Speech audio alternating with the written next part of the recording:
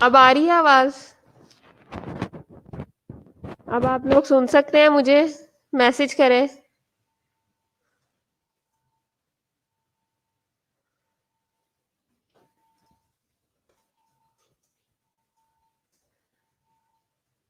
Okay, Habiba को आवाज आ रही है, सहर को भी आ रही है, अब सब सुन सकते हैं मुझे आप लोग? ओके फाइन, हम लोग स्टार्ट करते हैं।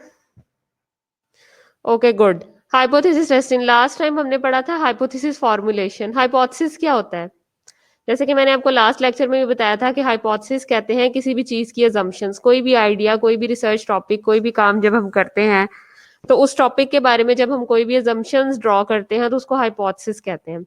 और हाइपोथेसिस फॉर्मुलेशन भी यही होती है कि किसी भी रिसर्च कोई भी रिसर्च वर्क जब हम करने जा रहे होते हैं और हम अपना एक आइडिया जनरेट करते हैं, अपनी एक अजम्पशन सेट करते हैं, तो उस अजम्पशंस का बनना हाइपोथेसिस फॉर्मुलेशन कहलाता है। हाइपोथेसिस फॉर्मुलेशन कैसे होती है वो मैंने आपको लास्ट लेक्चर में बताया था। आज हम यही पढ़ेंगे कि हाइपोथेसिस टेस्टिंग क्या होती है। यानी कि हमने एक अजम्पशन अज्यूम कर लिया, हमने बना लिया, उसको बनाने के बाद हमने उसको टेस्ट करना है, टेस्ट करके बताना है।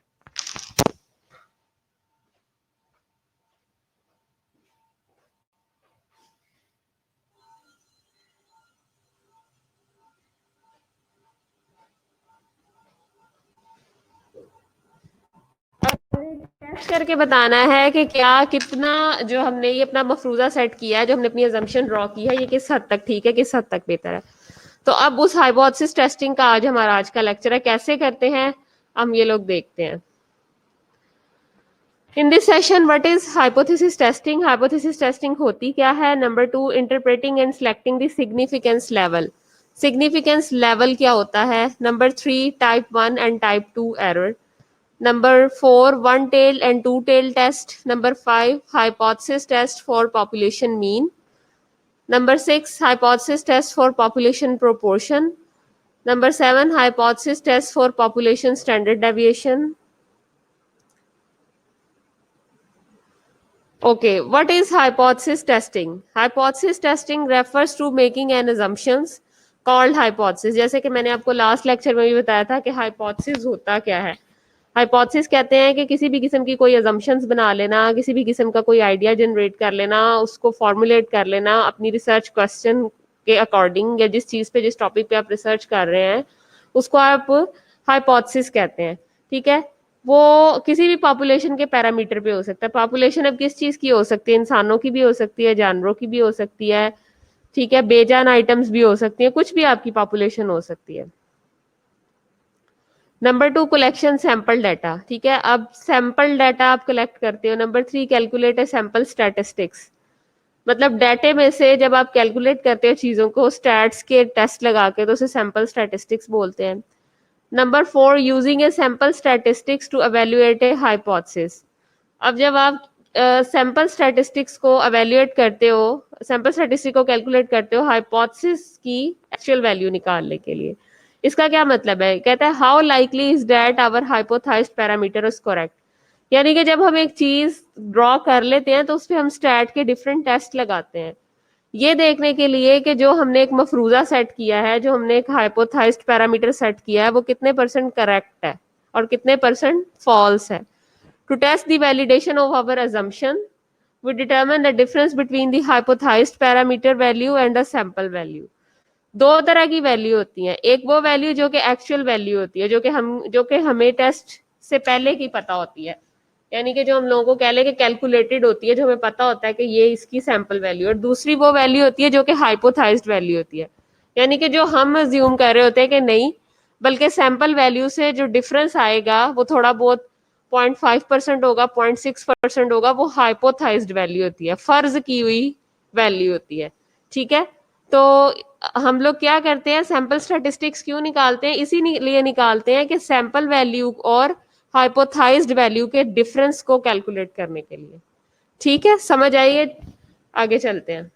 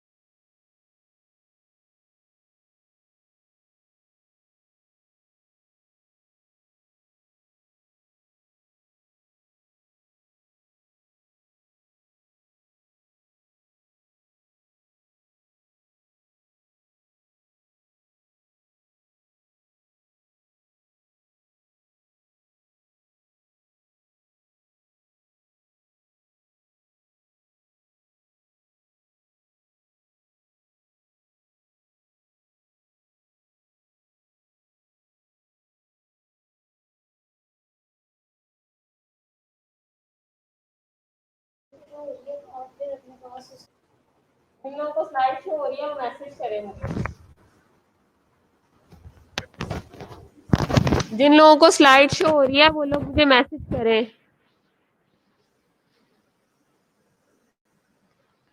हाँ हो रही है। वॉइस आप अपना जो है वो नेट रिफ्रेश करें, इनको शो हो रही है स्क्रीन।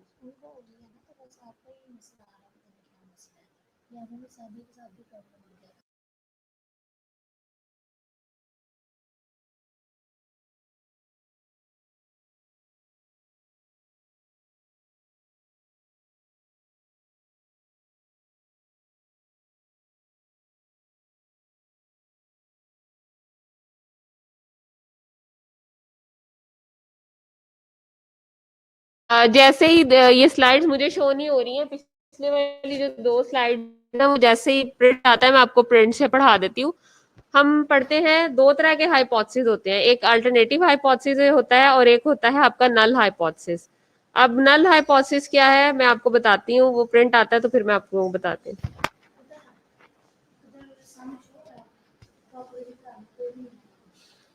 ये ऐसे ही रहने दो, वहाँ क्या शो हो रहा है।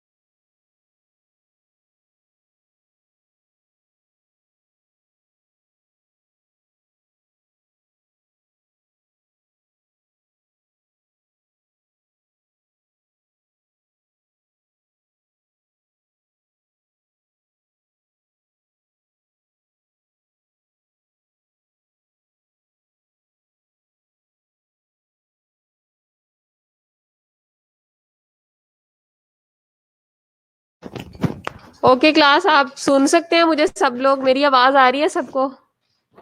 अब तो मेरा ख्याल वीडियो भी नहीं स्टक हुई और वॉइस भी नहीं स्टक हुई। जिन लोगों को मेरी आवाज आ रही है मुझे मैसेज करें।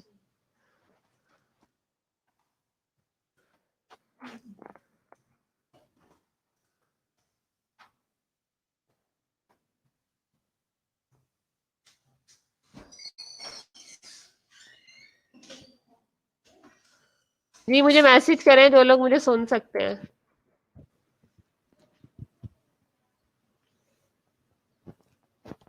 ओके ठीक है, हम लोग पढ़ रहे थे हाइपोथेसिस टेस्टिंग। तो हमारे पास 2 तरह के मेन जो होते हैं ना वो हाइपोथेसिस होते हैं, एक नल होता है और एक अल्टरनेटिव हाइपोथेसिस होता है।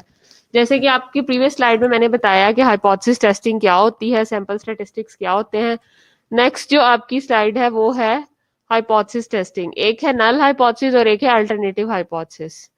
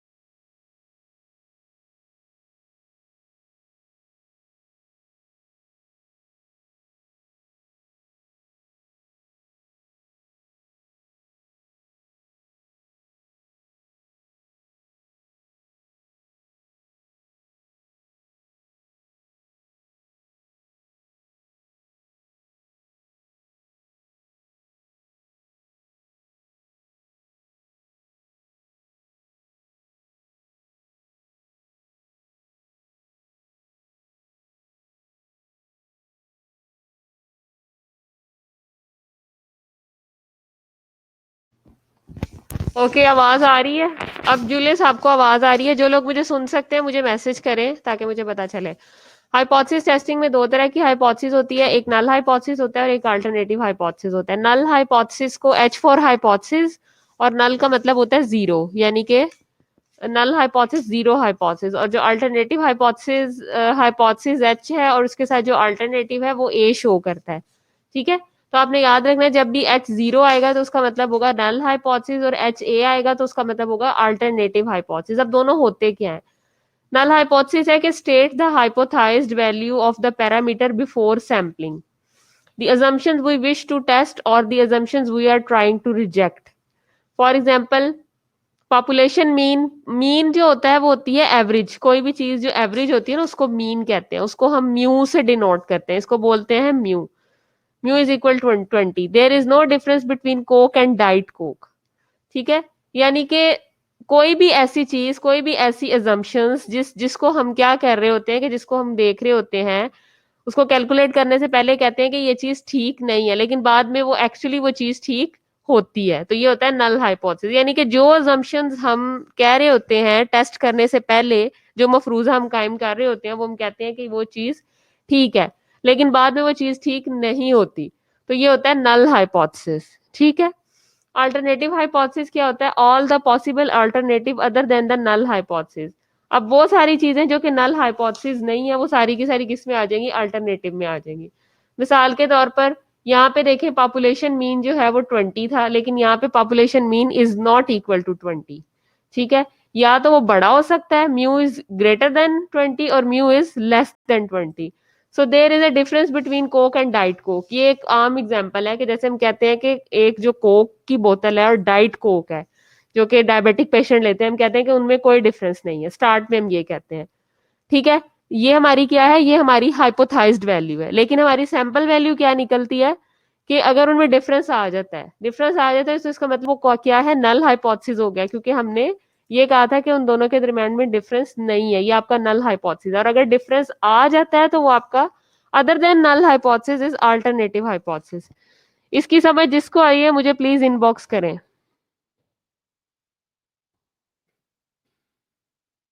मुझे समझ आ गई है। जी मिस माँ को समझ आ गई है, आप बताएं आप लोगों को आई है कि नहीं? मुझे समझ अच्छा, अब आपको थोड़ा सा कॉन्सेप्ट बना है नल हाइपोथेसिस का और अल्टरनेटिव हाइपोथेसिस का। बड़ी मैंने अच्छी एग्जांपल डाली है कोक और डाइट कोक की। Hypothesised value and statistical value. Hypothesised value क्या होती है? जो कि हम अज्यूम कर रहे होते हैं, जो कि हमारी अजम्पशन होती है। ठीक है, लेकिन अगर हमारी अजम्पशन बाद में जाके गलत साबित हो जाती है तो वो आपका क्या है? Other than null hypothesis alternative hypothesis, तो वो अल्टरनेटिव हाइपोथेसिस हो जाती है। Okay, well done. आगे चलते हैं हम लोग।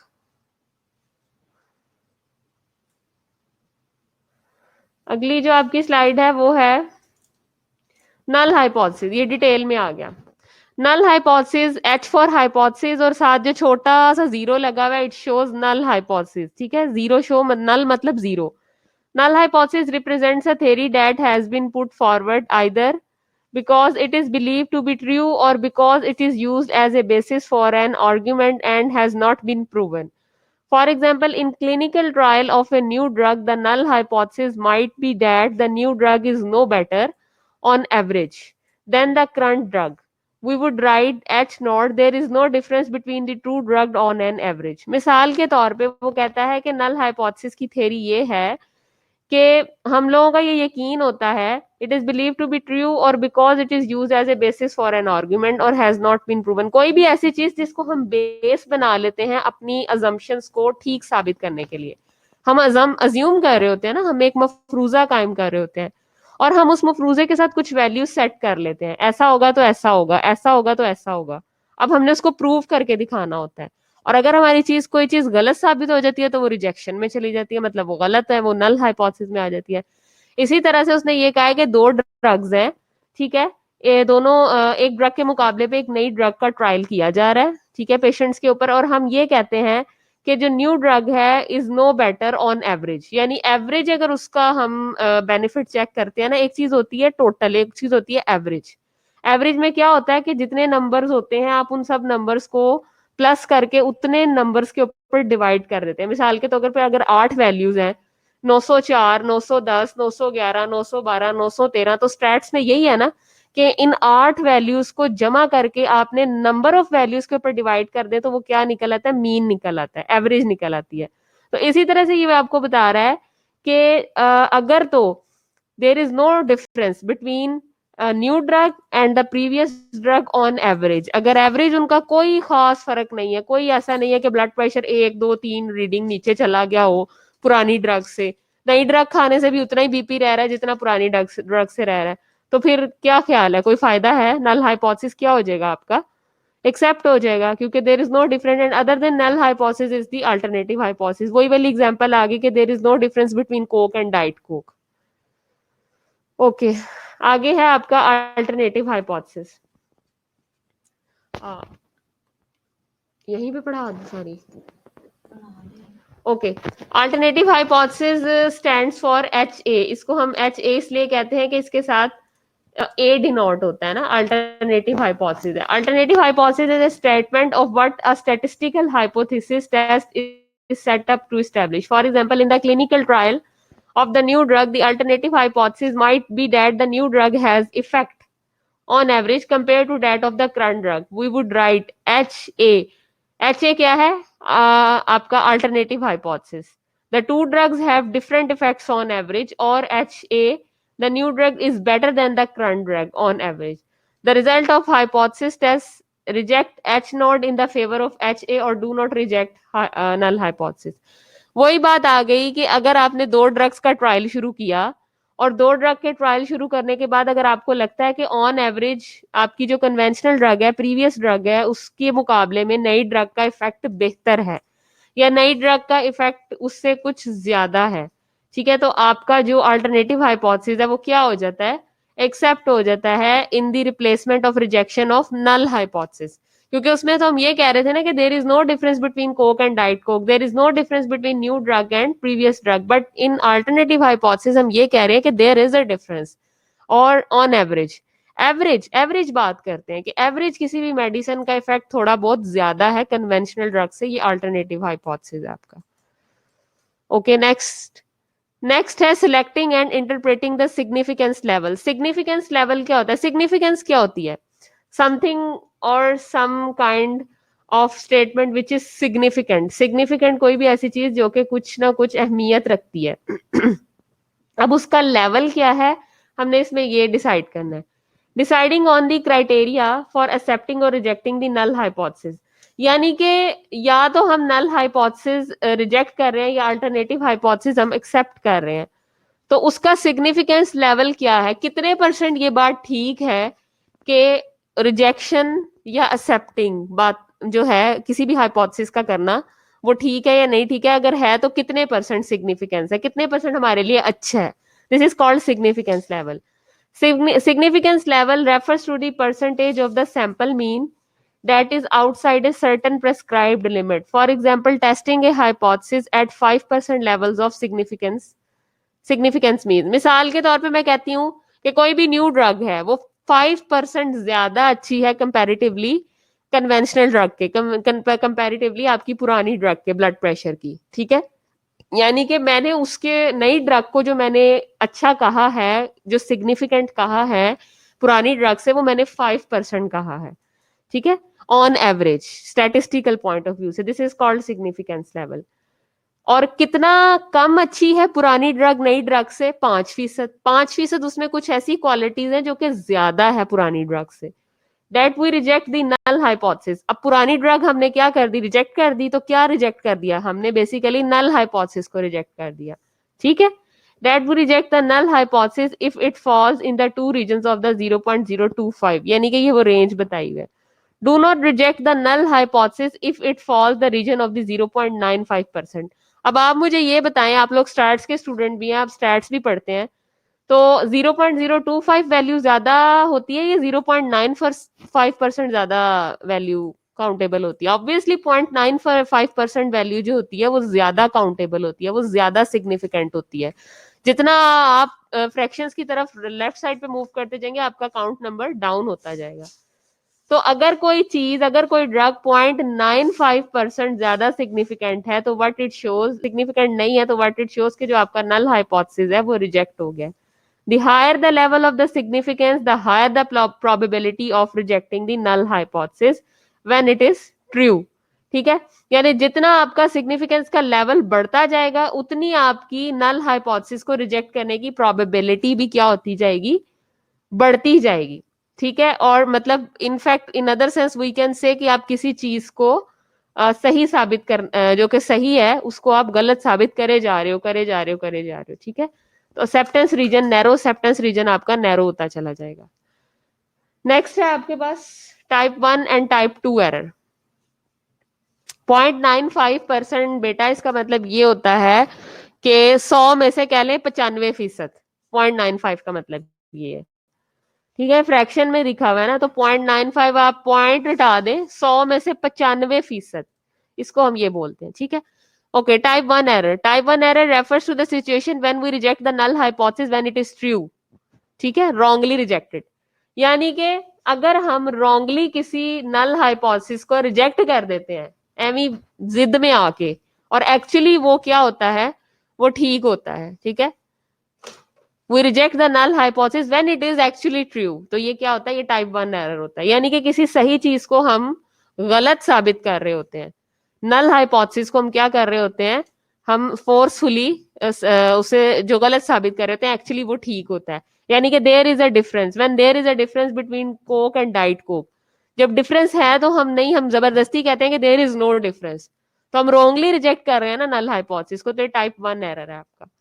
So there is no difference between the average type 1 error will occur if we conclude that two drugs produce the different effects when actually there is not a difference. ठीक है, यानी कि जब actually there is no difference, जब Coke और diet Coke में कोई फर्क नहीं है. ठीक है, न्यू ड्रग और पुरानी ड्रग के इफेक्ट में कोई फर्क नहीं है, लेकिन हम क्या कह रहे हैं, हम कहीं जा रहे हैं कि नहीं फर्क है, फर्क है, फर्क है. This is called type 1 error. क्यों? क्योंकि हम नल हाइपोथेसिस को क्या कर रहे हैं, रिजेक्ट कर रहे हैं, और एक्चुअली वो ठीक है. ठीक है, तो इसके लिए जो सिग्निफिकेंस लेवल बनेगा टाइप 1 एरर के लिए, उसको अल्फा बोलते हैं. ठीक है, ए से, ए स्टैंड्स फॉर अल्फा, ये आपने याद रखना है. Type 2 error refers to the situation when we accept the null hypothesis when it is false, यानी उसके ऑपोजिट. टाइप 2 एरर ऐसा एरर है जिसमें क्या करते हैं, हम एक्सेप्ट कर लेते हैं नल हाइपोथेसिस को, उसको ठीक मान लेते हैं, जबकि एक्चुअली वो क्या होता है, गलत होता है, एक्चुअली वो फॉल्स होता है, उसका उल्टा है. जैसे मैंने आपको प्रीवियसली भी बताया था कि other than which anything which is not included in null hypothesis all is included in alternative hypothesis. जो नल में नहीं आती वो अल्टरनेटिव में आ जाती है. ठीक है, तो एच नॉट यानी null hypothesis, there is no difference between the two drugs on average. Type 2 error will occur if we conclude that the two drugs produce the same effect when actually there is a difference. ठीक है, वही बात आ गई. Type 2 error कब होता है कि जब हम क्या कर लेते हैं, नल हाइपोथेसिस को हम क्या करते हैं, एक्सेप्ट कर लेते हैं, जब एक्चुअली वो फॉल्स होता है. जब हम कहते हैं कि there is a difference between two drugs and actually there is no difference. और इसमें जो आपकी टाइप 2 एरर की जो होती है मिस्टेक, उसको आप बीटा एरर बोलते हो, इसको बी से डिनोट करते हो आप लोग.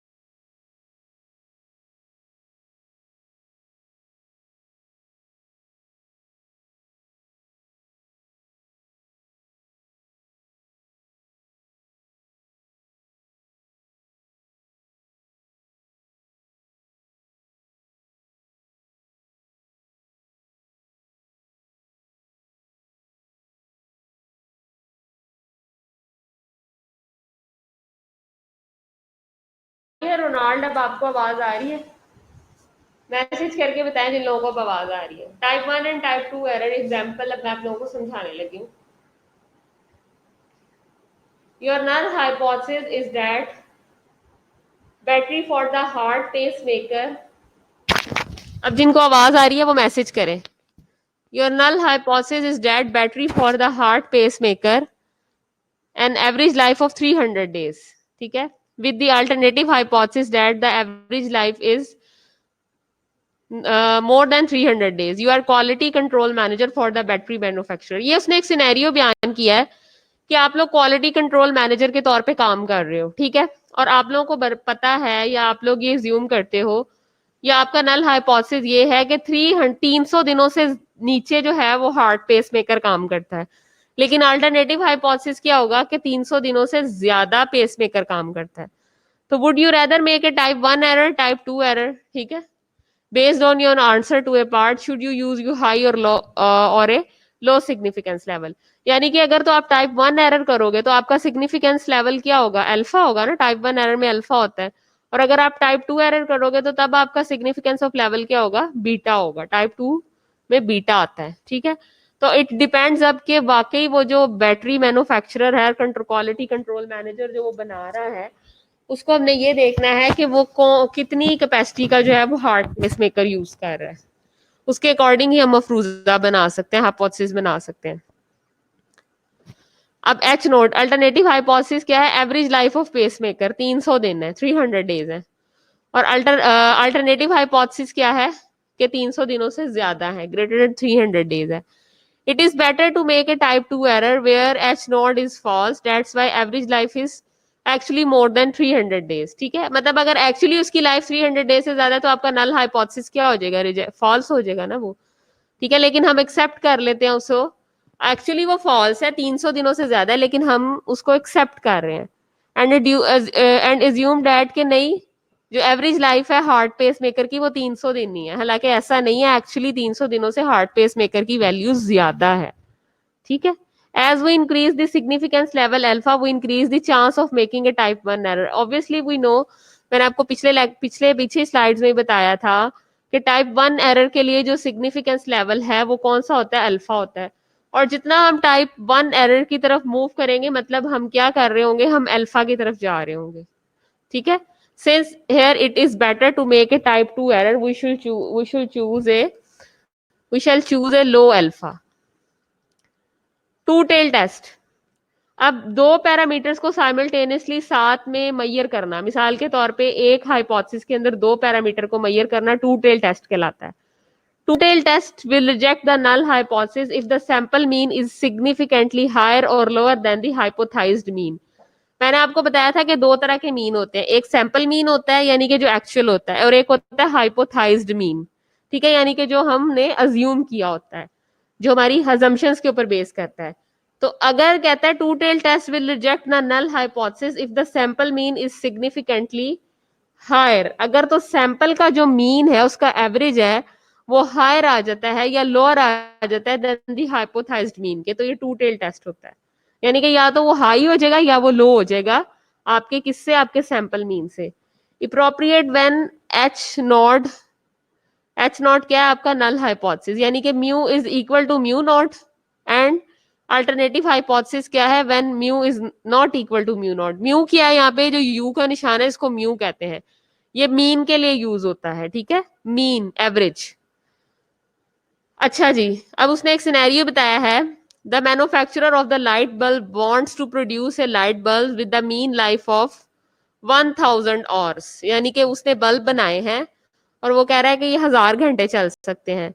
If the lifetime is shorter he will lose a customers to the competition, and if it is longer then it will incur a high cost of production. Understood सी बात है कि अगर उसकी लाइफ ज्यादा होगी ज्यादा कस्टमर उसकी तरफ आएंगे, अगर नहीं होगी तो कस्टमर का रुझान कम हो जाएगा। He does not want to deviate a significantly from 1000 hours in either direction, ठीक है। Thus he selects the hypothesis as, मिसाल के तौर पे इसका नल हाइपोथेसिस क्या होगा, नल हाइपोथेसिस में म्यू क्या है, म्यू है आपका सैंपल मीन, यानी कि आपका सैंपल है ना, आप 1000 घंटे चलाना चाह रहे हो उन बल्बों को। अच्छा, ये तो है कि 1000 बल्ब, अगर ना वो जले 1000 बल्ब तो वो क्या है, वो अल्टरनेटिव हाइपोथेसिस है, यानी कि sample mean is equal to 1000 is a alternative hypothesis और sorry null hypothesis, and when mu is not equal to 1000 or it is called alternative hypothesis and uses a two tail. अब कितने लोगों को समझ आ रही है मैसेज में?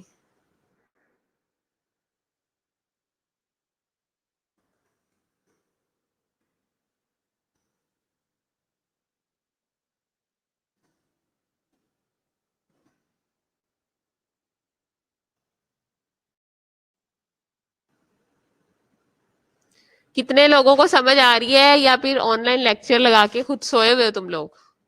इसमें मैंने अभी असाइनमेंट देनी है तुम लोगों को बनाने के लिए, इसलिए मुझे बताओ कि कितने लोगों को समझ आ रही है।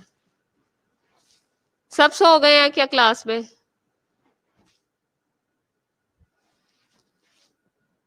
सादिया सो गई हो तुम? कह रही हो यस मैम। कितने लोग सो रहे हैं और कितने लोग जाग रहे हैं मुझे मैसेज करें, वरना मैं आप लोगों की एब्सेंट मार्क करती हूँ फिर।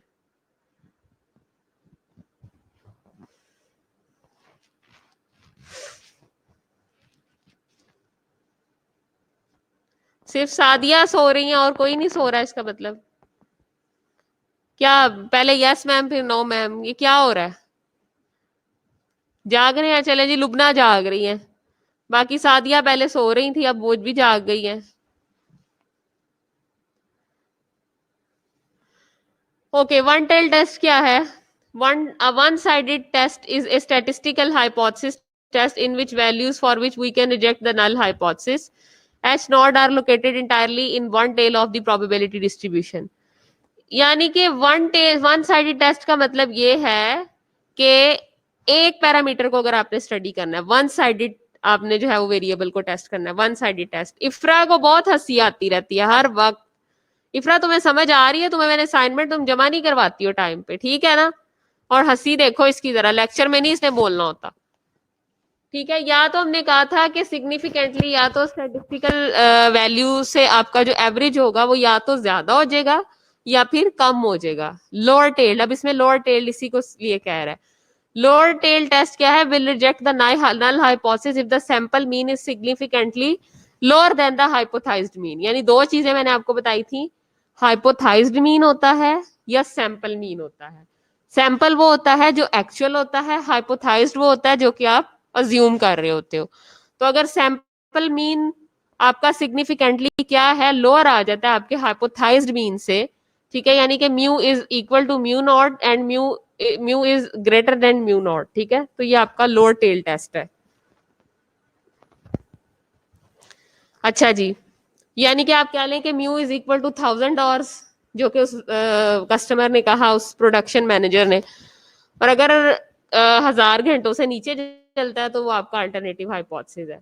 He reject the H naught only if the mean life of the sample bulb is significantly below 1000 hours। ये अब आपको अच्छी तरह से समझ आ जानी चाहिए बल्बों वाली एग्जाम्पल। वन टेल टेस्ट पहले हमने पढ़ा था, लोअर लोअर टेल टेस्ट, अब पढ़े upper tail test. Lower tail test क्या था कि अगर सैंपल मीन सिग्निफिकेंटली लोअर हो जाता है आपके हाइपोथाइज्ड मीन से। इसी तरह से अपर टेल टेस्ट क्या है? Will reject the null hypothesis if the sample mean is significantly higher than the hypothesised mean. यानी कि अल्टरनेट आपका नल हाइपोथेसिस क्या है कि mu is equal to mu naught, और अल्टरनेटिव हाइपोथेसिस क्या है? जब म्यू ग्रेटर देन हो जाएगा म्यू नॉट से, तो ये आपका क्या होगा? अपर टेल टेस्ट हो जाएगा। मिसाल के तौर पे हाईवे सेफ्टी इंजीनियर्स ने ये डिसाइड किया है कि वो टेस्ट करें load bearing capacity of 20-year-old bridge की, 20 साल पुराने पुल की। The minimum load bearing capacity of the bridge must be at least 10 ton. वो कहते हैं कि 10 मन वजन ही वो उठा सकता है। यानी कि हमारा नल हाइपोथेसिस क्या बन गया? Mu is equal to 10 ton, और अल्टरनेटिव उसके उल्टी होगा। हम ये कहते हैं ग्रेटर देन, हमने बात की ना, अपर टेल टेस्ट है कि mu is greater than 10 ton and uses an upper tail test. That's why he rejects the null hypothesis only if the mean load bearing capacity of the bridge is significantly higher than 10 tons। और हम उसी सूरत में अपने null hypothesis को reject कर सकते हैं जब ये वाला पुल 20 टन से ज्यादा वजन उठा सकता है, जो कि हमने अल्टरनेटिव हाइपोथेसिस में कहा है, ठीक है। आगे hypothesis test for population mean. एक होता है सैंपल मीन, एक होता है पॉपुलेशन मीन। अब अगर आप सारी HIV एड्स के पेशेंट लेते हो, सारे मरीजों को लेते हैं जो कि हॉस्पिटल की ओपीडी में आ रहे होते हैं, वो होती है आपकी पॉपुलेशन। अब अगर उसमें से आप स्पेसिफिकली HIV या कोरोना के मरीज उठाते हो तो वो आपका सैंपल मीन होता है। A weight reducing program that include a strict diet and exercise claims on its online advertisement that an average overweight person lose 10, ठीक है, 3 महीनों में 10 पाउंड वजन कम करना है. Following the program method a group of 12 overweight person have lost 8.1, 5.7, 11, यानी कि ये वो सारी की सारी रीडिंग्स है जो कि 12 लोगों ने कम करके की in 3 months. तो test at 5% level of significance whether the program advertisement is overstating the reality. Okay आगे अब हम चेक कर रहे हैं प्रोपोर्शन, पॉपुलेशन की प्रोपोर्शन. ये भी एक सिनेरियो, इससे आपको समझ आएगी. A ketchup manufacturer is in the process of deciding whether to produce an extra spicy brand. Okay, एक केचप मैन्युफैक्चरर जो है वो एक्स्ट्रा स्पाइसी ब्रांड बनाने की सोच रहा है. तो वो कहता है कि significant research department use A national telephone survey of 6,000 house hold and found an extra spicy ketchup would be purchase by 335 of them. 6,000 house hold को उसने फोन किया जिसमें से 335 ऐसे थे जो कि एक्स्ट्रा स्पाइसी केचप खरीद रहे थे.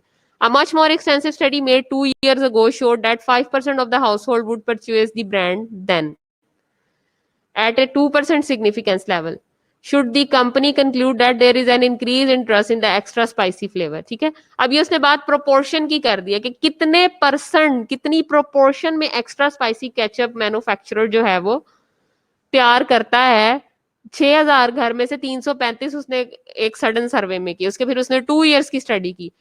2 years की स्टडी करने के बाद उसने 5% जो है वो ये बताया कि 5% हाउस होल्ड ऐसे हैं कि अगर 2% वो सिग्निफिकेंस लेवल मार्जिन भी रखते हैं तो इतने लोग जो है वो स्पाइसी केचप खरीदने की फेवर में होते हैं. ठीक है, आगे hypothesis test for comparing population mean. अब अगर हमने पॉपुलेशन का mean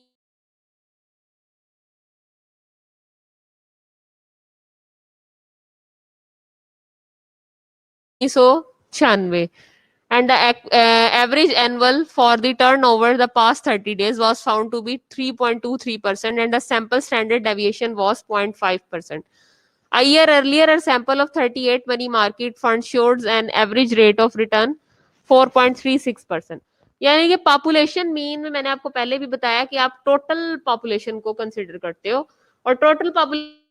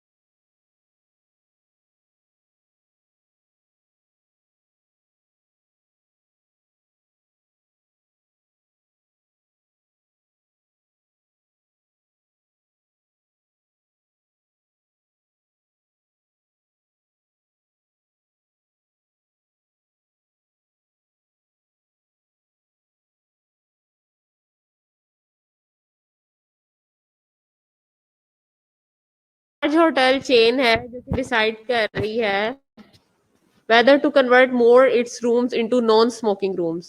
In a random sample of 400 guests last year, 166 had requested on smoking on smoking.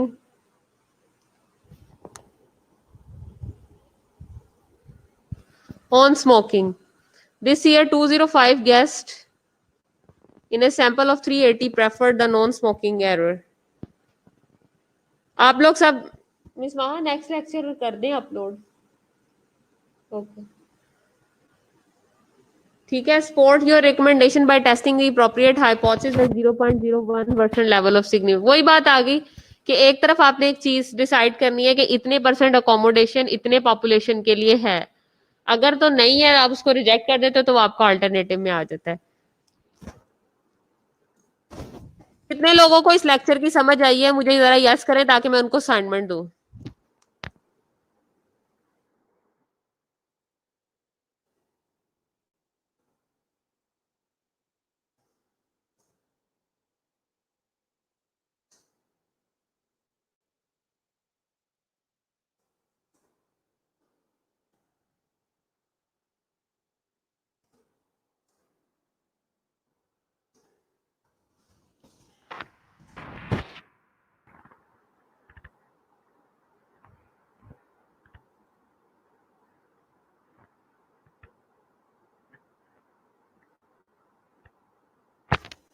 सब लोग यस बोले ताकि मुझे पता चले कि कितने लोगों ने इसको अटेंड किया, कितने लोगों को समझ आई है लेक्चर की. प्लीज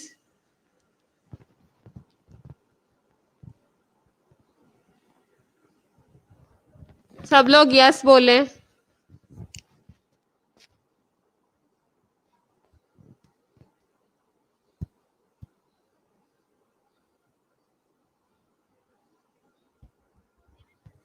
अपलोड नहीं हुआ अभी तक यहाँ पे. सब लोग यस बोले ताकि मुझे पता चले.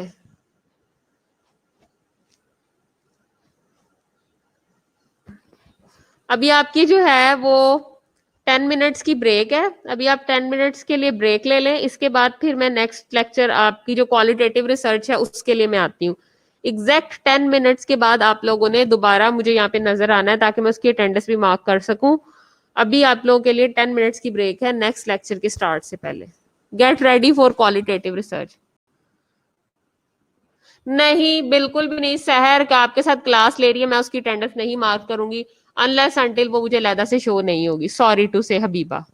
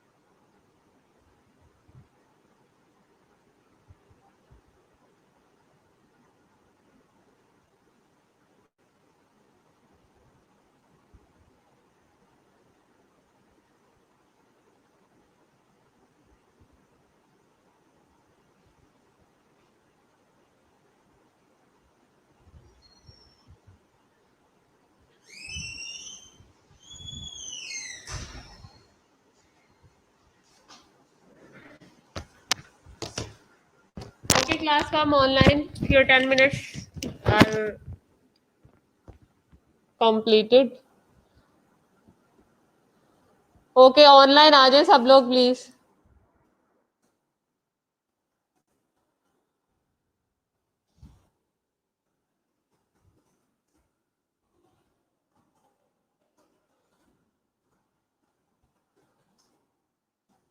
क्वालिटेटिव रिसर्च, अब सिर्फ 4 लोग मुझे नजर आ रहे हैं, सिर्फ चार की जो है वो अटेंडेंस होगी बस, एट दैट्स इट।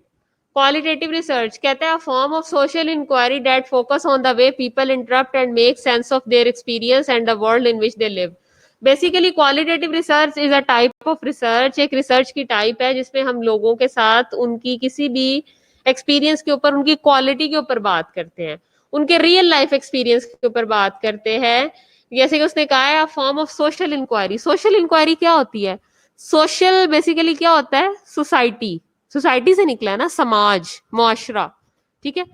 तो एक सोशल इंक्वायरी होती है, एक समाजी इंक्वायरी होती है जिसमें हम लोगों की में लोग अपने जो तजर्बात से चीजें सीखते हैं अपनी जिंदगी में, अपने लाइफस्टाइल से, अपनी लिविंग से, अपनी दूसरी चीजों से जो चीजें सीखते हैं, इंक्वायर करते हैं, ठीक है, उनकी स्टडी जो होती है, और उस किस्म की स्टडी के ऊपर कोई हाइपोथेसिस बनाना, कोई रिसर्च कंडक्ट करवाना, वो क्या कहलाता है? वो क्वालिटेटिव रिसर्च कहलाता है। ठीक है, गेटिंग माय पॉइंट? कितने लोगों को इस पॉइंट समझ में आया? मैसेज करें मुझे।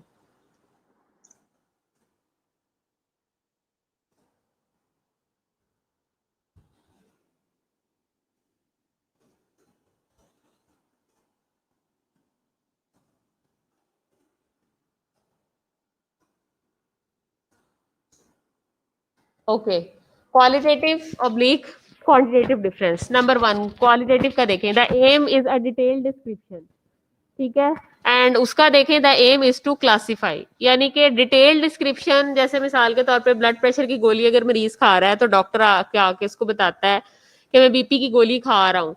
अगर तो वो सिंपल उसको ये कह देता है कि ठीक है तो आप खा रहे हो, जाओ जाके खाओ इतने दिन, तो ये क्या है? या इतनी नहीं इतनी खा लो, डोज बढ़ा लो, एक की बजाय 2 खा लो, एक शॉर्ट इंटरव्यू, ठीक है। अगर वो पूछता है हाँ जी ब्लड प्रेशर कब से है, घर में किस किस को है, ठीक है, कितनी देर से ब्लड प्रेशर की दवाई खा रहे हैं, कोई परहेज भी कर रहे हैं कि नहीं कर रहे हैं, तो ये सारी की सारी जो इंटरव्यू आ जाता है, जो रिसर्च आ जाती है, क्वालिटेटिव रिसर्च आ जाती है, डिटेल डिस्क्रिप्शन होती है।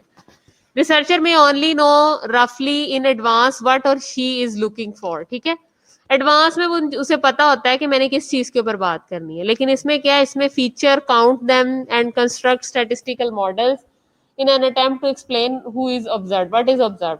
इसमें हम बकायदा क्या बनाते हैं? इसमें हम काउंट करते हैं चीजों को, क्वांटिफाई करते हैं। क्वांटिटेटिव रिसर्च है ना, कॉन्सेप्ट बनाते हैं, लेकिन उसमें सिंपल हम क्या करते हैं? चीजों को रफली एडवांसली देख रहे होते हैं। The design emerge as the study unfold. इसमें चीजों को क्या होता है? क्वालिटेटिव रिसर्च में हम अनफोल्ड करते जाते हैं, एक सवाल पे दूसरा सवाल, दूसरे पे तीसरा, तीसरे पे चौथा।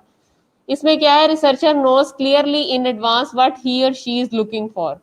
लेकिन क्वांटिटेटिव रिसर्च में हमें पता होता है स्टैट का कौन सा टेस्ट लगाना है, क्या वैल्यू आएगी, तो आगे कौन सा आपने एवरेज निकालना है, मीन निकालना है, मीडियन निकालना है। लेकिन क्वालिटेटिव रिसर्च में ऐसा नहीं होता। रिसर्चर रिसर्चर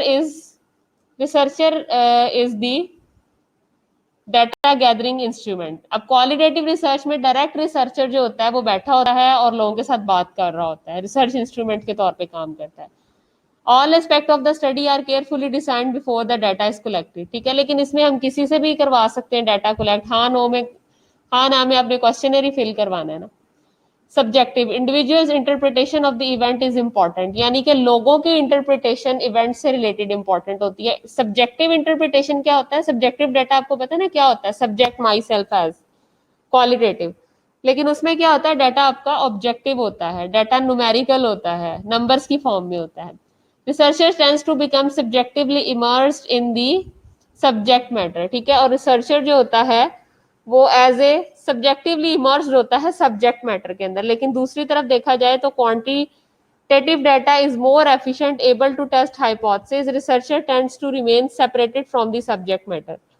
जरूरी नहीं है कि रिसर्चर खुद उठ के जाएगा तो वो डाटा कलेक्ट होगा, वो कोई इंस्ट्रूमेंट भी यूज कर सकता है, कोई क्वेश्चनर भी यूज कर सकता है। लेकिन क्वालिटेटिव में डायरेक्टली आपने क्या करना है कि रिसर्चर ने खुद टेक पार्ट करना है। कितने लोगों को समझ आई है?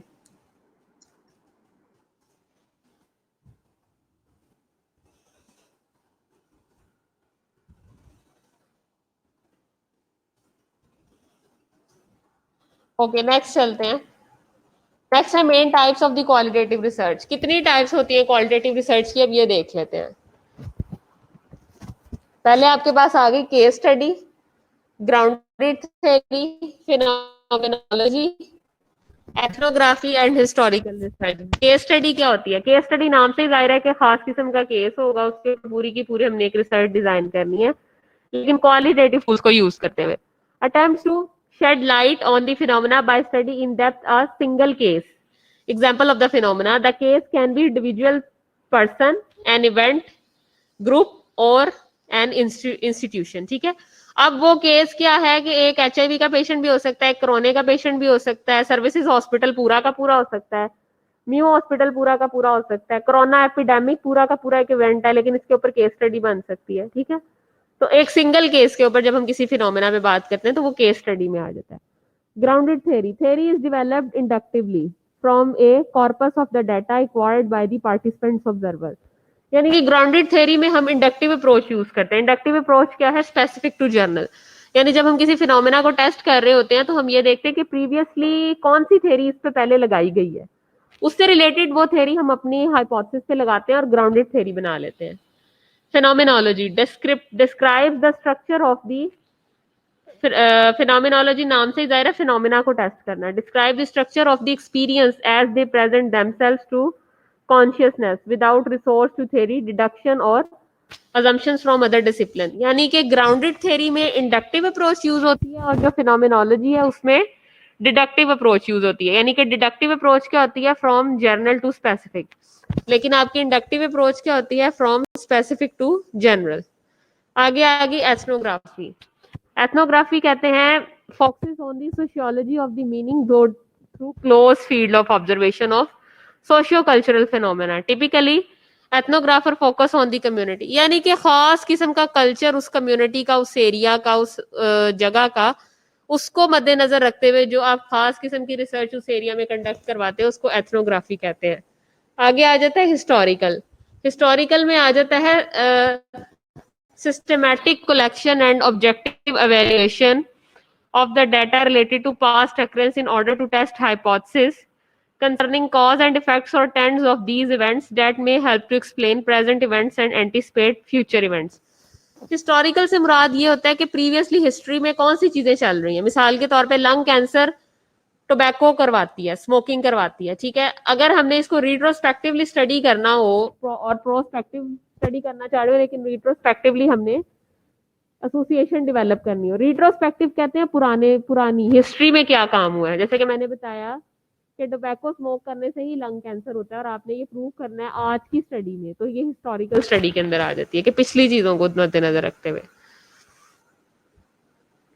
आगे there are main methods of data collection, interactive या इंटरव्यूइंग। इंटरैक्टिव या इंटरव्यूइंग एक ही चीज है। क्वालिटेटिव स्टडी के अंदर इंटरव्यू करना जो है वो मेन मेथड होता है। ठीक है, हम डायरेक्ट इंटरव्यू करते हैं इसके अंदर, किसी भी फिनोमेना के अंदर। रिटन डिस्क्रिप्शन बाय पार्टिसिपेंट, लोगों से हम क्या करते हैं? लिखवा लेते हैं। People ask to write description their experience of the phenomena, मतलब उनसे हम कहते हैं कि आप लिख के भी दे सकते हैं अपनी रियल लाइफ एक्सपीरियंस के बारे में। ऑब्जर्वेशन तीसरा तरीका है।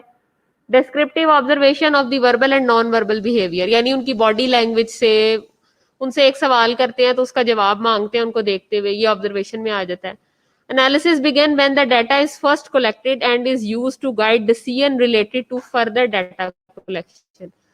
और एनालिसिस हम तब शुरू करते हैं जब हम डाटा फर्स्टली कलेक्ट करते हैं और उसको यूज करते हैं डिसीजन मेकिंग के लिए। ठीक है, इन कम्युनिकेटिंग और generating the data the researcher must make the process of the study accessible and write it descriptively so that knowledge may best be communicated through the use of the rich thick description। ठीक है, यानी कि इसके अंदर हमने already पहले पूरा का पूरा प्लानर सेट किया होता है कि हमने कौन सी कम्युनिटी को टारगेट करना है, कौन से लोगों तक हमने जाना है, उनसे इंटरव्यू करना है और किस तरीके का डाटा कलेक्शन और कितनी मिकदार में, कितनी डेप्थ में हमने कलेक्ट करना है। ये सारी चीजें प्री प्लान्ड होती हैं। Qualitative research funnel approach. Funnel आपने देखी है कि वो ऊपर से तंग होती है, नीचे से खुली हुई होती है। ठीक है, तो बिल्कुल इसी तरह से फनल अप्रोच है। जर्नल रिसर्च क्वेश्चन, जर्नली आप किसी से जाते हो, हाँ जी आपको ब्लड प्रेशर रहता है, शुगर रहता है, जर्नल सवाल करना शुरू कर देते हो। फिर आप डाटा कलेक्ट करते हो, यानी आप मजीद उसमें नैरो डाउन करते जाते हो चीजों को।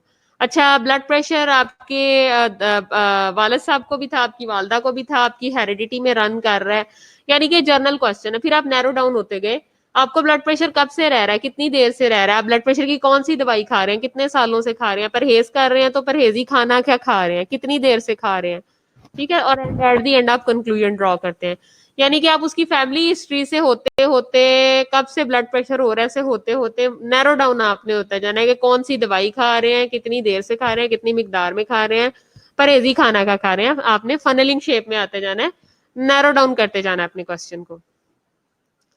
क्वालिटेटिव रिसर्च, इंडक्टिव अप्रोच, जैसे कि मैंने आपको बताया इंडक्टिव अप्रोच किसमें होती है, ग्राउंडेड थ्योरी में होती है। ग्राउंडेड थ्योरी क्वालिटेटिव रिसर्च की एक टाइप है। और इंडक्टिव अप्रोच क्या होती है, जिसमें हम चीजों की तरफ जाते हैं from specific to general. Last time भी मैंने समझाया था कि अगर मेरे पास एक चिड़िया है और उस चिड़िया के पर हैं और वो उन परों से उड़ती है, तो मैं ये अजम्पशन, मैं ये हाइपोथेसिस बनाती हूँ कि सारे परिंदों के पर होते हैं और उन परिंदों के परों की वजह से ही वो उड़ते हैं। यानी स्पेसिफिक क्या है कि मैंने अपनी चिड़िया को पहले बताया, तो वो मेरी इंडक्टिव अप्रोच है।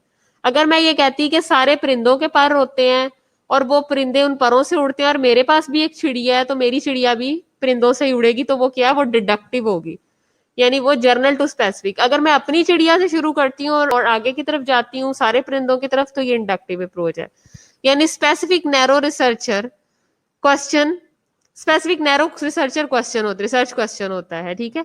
डाटा कलेक्ट करते हैं, उसको आगे हम ब्रॉडर करते जाते हैं, फिर डाटा कलेक्ट करते हैं, वो ब्रॉडर चीजें होती जाती हैं, ठीक है। यानी कि हम क्या जाते हैं, हम स्पेसिफिक टू जर्नल की तरफ मूव करते हैं।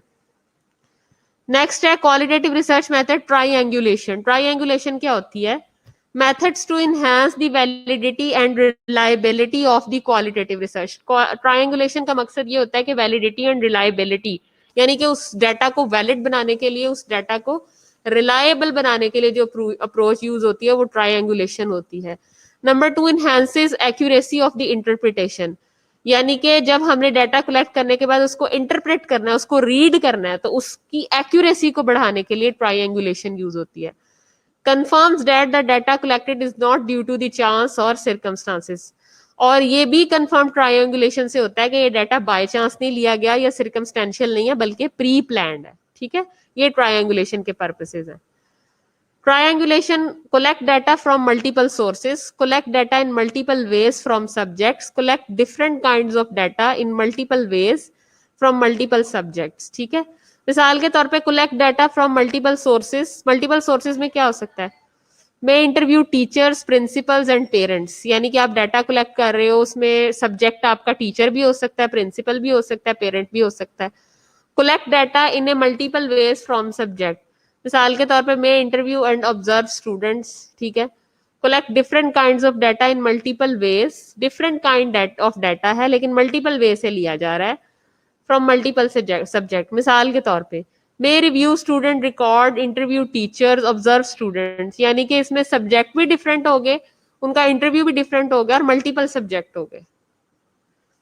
अब ट्रायंगुलेशन को फर्दर देखिए, उसने क्लियर किया है मल्टीपल डाटा कलेक्शन स्ट्रेटजीज है, एक तरफ मल्टीपल काइंड्स ऑफ डाटा, दूसरी तरफ भी मल्टीपल डाटा सोर्सेज हैं। अब उसमें काइंड्स ऑफ डाटा क्या हो सकता है, डाटा कलेक्शन स्ट्रेटजीज और सब्जेक्ट डाटा सोर्सेज, यानी कि टीचर से भी ले सकते हैं, प्रिंसिपल से भी ले सकते हैं, स्टूडेंट से भी ले सकते हैं, ठीक है। उनके कॉलेज भी जाके ले सकते हैं, उनके हाउस होल्ड भी ले सकते हैं, ठीक है, उनके हॉस्टल से भी ले सकते हैं।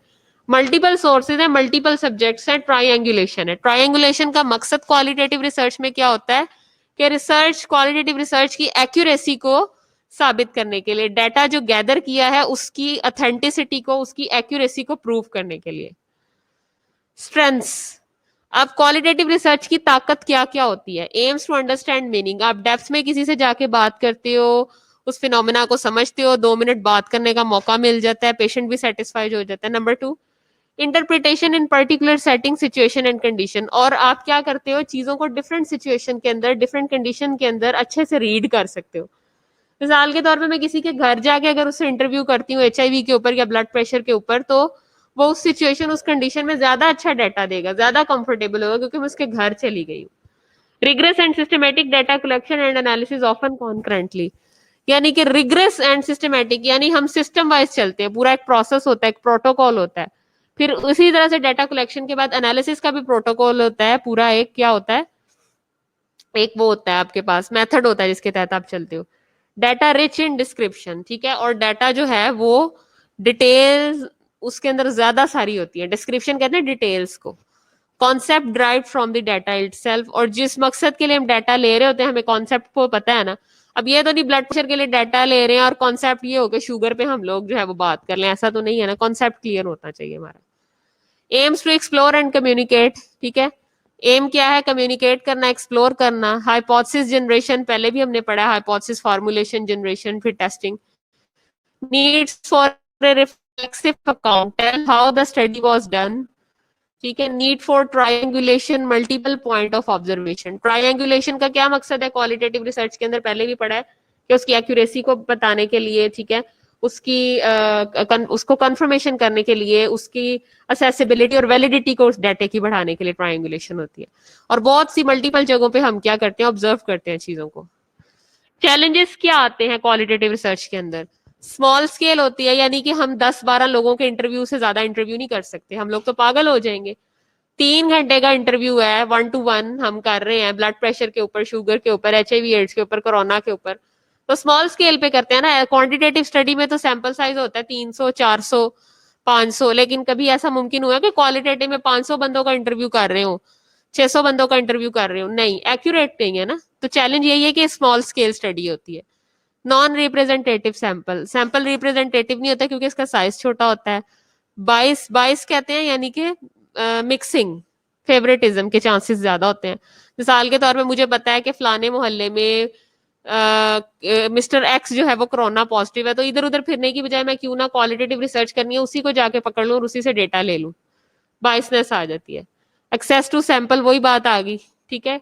एक्सेस कहते हैं पहुंच, यानी कि जहां पे पहुंच होगी मैं उसी पेशेंट को पकड़ूंगी, उसी से डाटा लूंगी ताकि मेरा टाइम भी वेस्ट ना हो।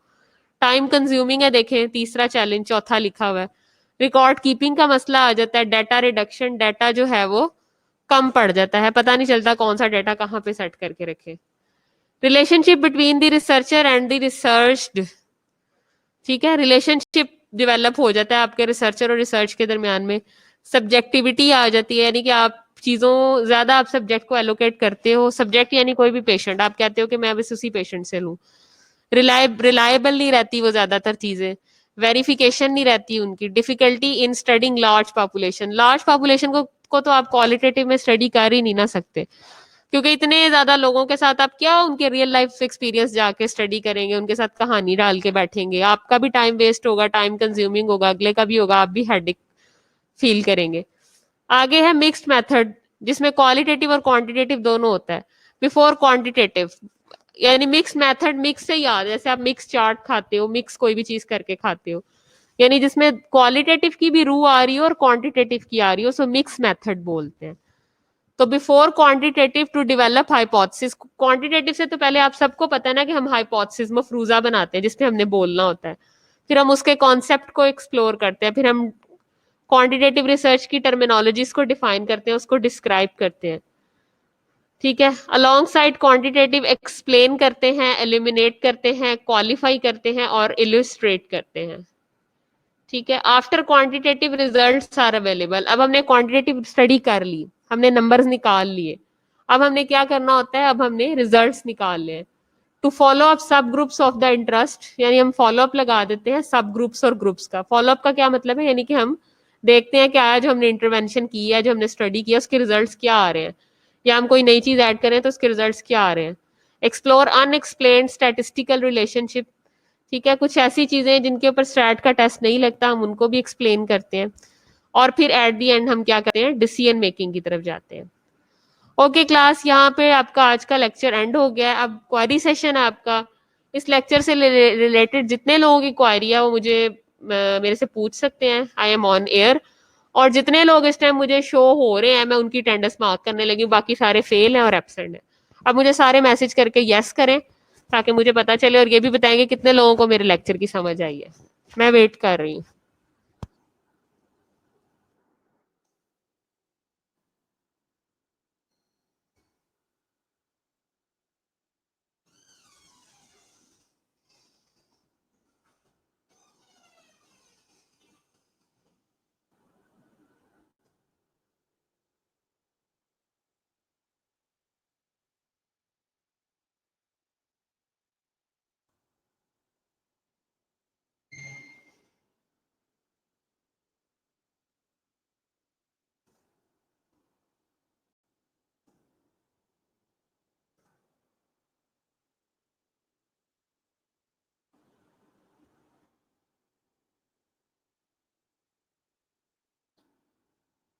बेटा टू टेल्ड हाइपोथेसिस ये होता है कि जिसमें जब हम हाइपोथेसिस बनाते हैं या अजम्पशंस बनाते हैं, तो अजम्पशंस बनाते हुए हम उसके दो दो जो है ना, दो पैरामीटर्स, दो चीजों को हम एज ए वेरिएबल स्टडी कर रहे होते हैं।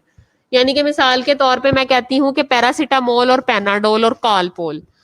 पैरासीटामोल और पेनाडोल आजकल की जनरेशन है और कॉलपोल जो है वो पुरानी जनरेशन है।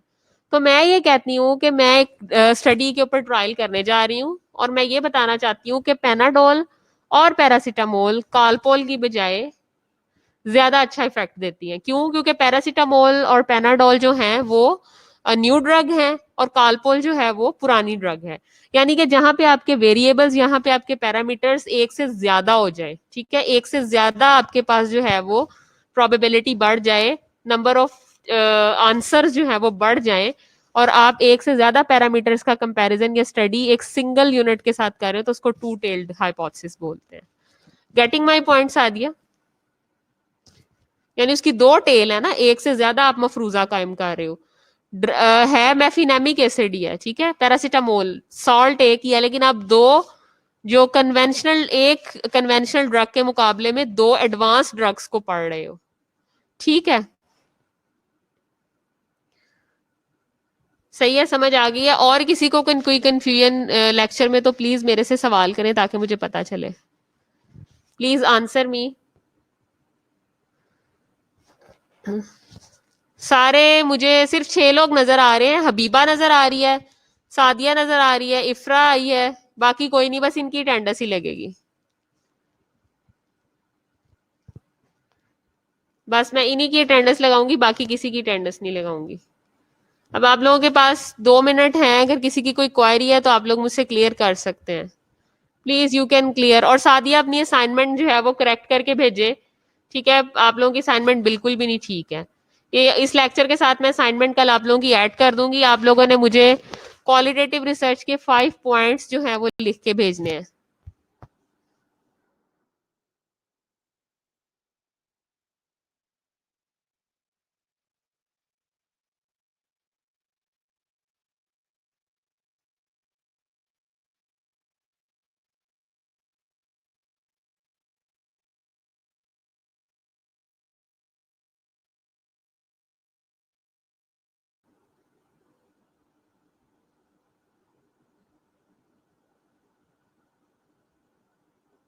5 पॉइंट्स आप लोगों ने।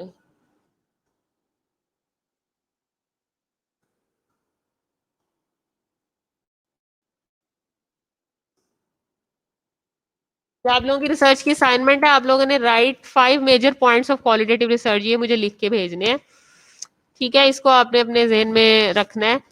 और अब कोई किसी को किसी किस्म की कोई क्वारी नहीं है?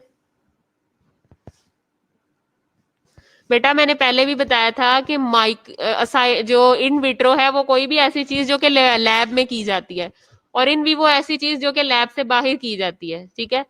यानी कि कोई चीज जो नेचुरल होती है वो आपकी इन विवो होती है, बॉडी के अंदर जो है वो इन विवो है, and outside the body in vitro है, वो कोई भी लेबोरेटरी सेटिंग हो सकता है, कुछ भी हो सकता है। Anything which is outside the body is called in vitro and anything which is inside the body is called in vivo, ठीक है। इसको कंप्लीट करके मुझे भेजें ताकि मैं आपको फीडबैक भेजूं। अगर आप मुझे नहीं भेजेंगे तो मैं आपको फीडबैक नहीं भेजूंगी, ठीक है। And thank you very much class. मुझे लगता है कि आपको किसी को भी क्वारी नहीं है, तो आप लोग पढ़ें इस लेक्चर को, and wish you best of luck. मिलते हैं कल फिर नेक्स्ट माइक्रो के लेक्चर में। और अटेंडेंस सिर्फ इन्हीं लोगों की लगेगी जो नजर आ जाए।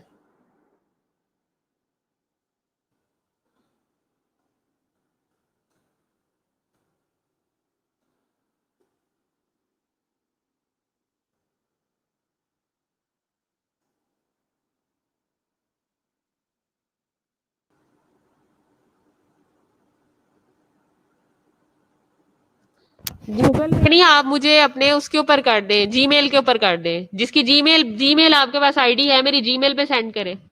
गूगल से क्यों नहीं, गूगल से निकलने की, आप गूगल से सिर्फ क्वेश्चन देखें और मुझे सेंड करें, सेपरेट से कर दें। हाँ, नो इशू, मेरे जीमेल पे कर दें मुझे, मैं चेक कर लूंगी, फीडबैक दे दूंगी।